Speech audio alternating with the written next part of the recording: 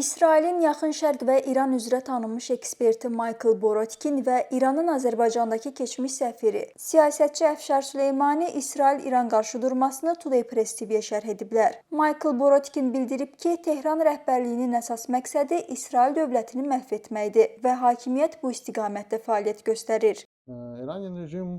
İran təkcə siyasi ritorika ilə kifayətlənmir, həm də birbaşa təhlükə yaradan addımlar atır. Bütün bunlar 2023-cü il oktyabrın 7-sində planlaşdırılmış və icra olunmuş terror aktını, eləcə də beynəlxalq müşahidəçilərin məlumatına əsasən nüvə silahı əldə etmək yolunda irəliləməsini nümunə kimi göstərir. Atom enerjisi üzrə beynəlxalq agentliyin də son hesabatı İranın nüvə silahlarının yayılmaması haqqında müqaviləyə sadiq qalmadığını göstərir. Belə olan halda İsrailin bu proqramı hərbi güc yolu ilə dayandırmaqdan başqa alternativi qalmır. Diplomatik səylər illərdir davam etsə də nəticə vermədi. İran bütün razılaşmalardan yayınaraq nüvə silahı hazırlamaq niyyətindən əl çəkmədi.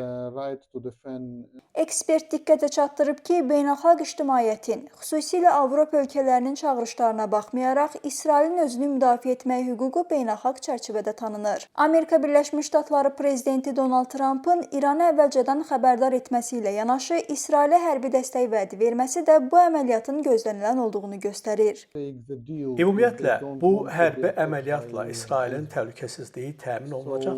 Əsas məsələ bu deyil. Əsas məsələ budur ki, İsrailin başqa çıxış yolu yox idi. Tehran da güzəştə getmək istəmədi. Siyasətçi onu da istisna etmir ki, bu əməliyyat İran daxilində siyasi nəticələr doğura bilər. Hazırki hökumətin zəifliyi İran xalqı üçün də aydın şəkildə görünməyə başlayıb və bu gələcəkdə ölkədə xalq etirazlarının güclənməsinə səbəb ola bilər. Keçmiş səfir Əfşar Süleymani isə Today Press TV-yə danışarkən iddia edib ki, İsrailin İrana hücumu ABŞ-nin, xüsusilə də prezident Donald Trumpın yaşıl işığından sonra həyata keçirilib. Maqatənin qətnaməsindən bir gün sonra və 2 gün qalmış 6-cı müzakirələrin Məskətdə olmasına ki, əlbəttə o da pozuldu.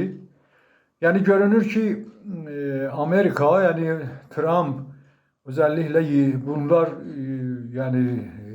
yalan danışırlar, aldatma siyasəti və zorakılıq siyasəti aparırlar. Çünki Vitkafla Əraqçının demək olar ki, dolayısıyla müzakirələri olanda o zaman onlar Amerika tərəfi qəbul etmişdi ki, İranın bu 3,67% ürənin zənginləşdirilməsi qalsın. Yəni belə şəfahi olaraq belə bir razılıq var idi. Sonra da öz sözlərindən qayıtdılar və məsələni çətinləşdirdilər. Sonra da dedilər bu olmaz və getdilər və Maqatədə də o qətnaməni çıxartdılar və sonra da istəyirlər snapback eləsinlər, yəni 1-2 aya İrana xəbərdarlıq eləyiblər və apararlar BMT-nin Təhlükəsizlik Şurasına qaytaralar İranın demək olar ki, nüvə məsələsini və bu ərəfədə təzyiqləri daha artırmaq üçün, yəni siyasi, iqtisadi təzyiqlər zaten var idi, vəli hərbi təzyiqi də İsrail vasitəsilə Amerika həyata keçirtdi. Yəni bu görünür ki, onu da dəstəkləyirlər.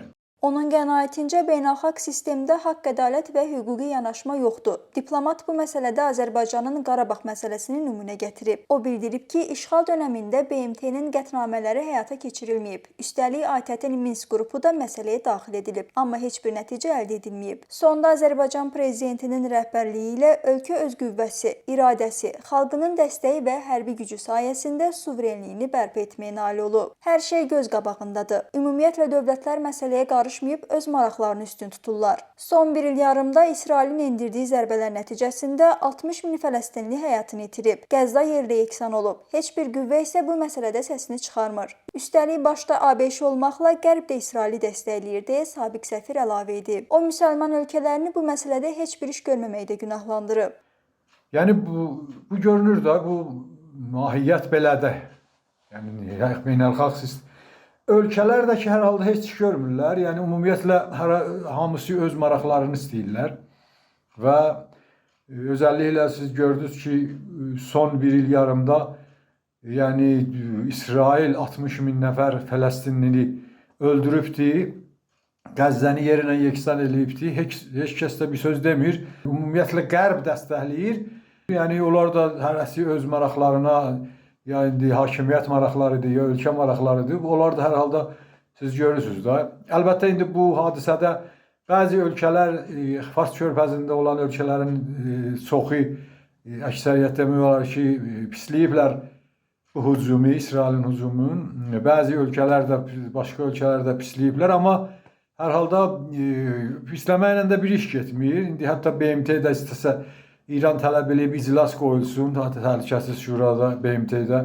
Yəni bu da bir şey olmaz əslində. Bundan da bir şey çıxmaz, çünki orada da elə Amerika var. Rusiya, Çindəki hər halda sözünə, məsəl üçün İranı dəstəkləyirlər, amma əməldə heç bir şey yoxdur. Mən durum yəni yaxşı deyil. Mən güman eləyirəm ki, pisə doğru gedir.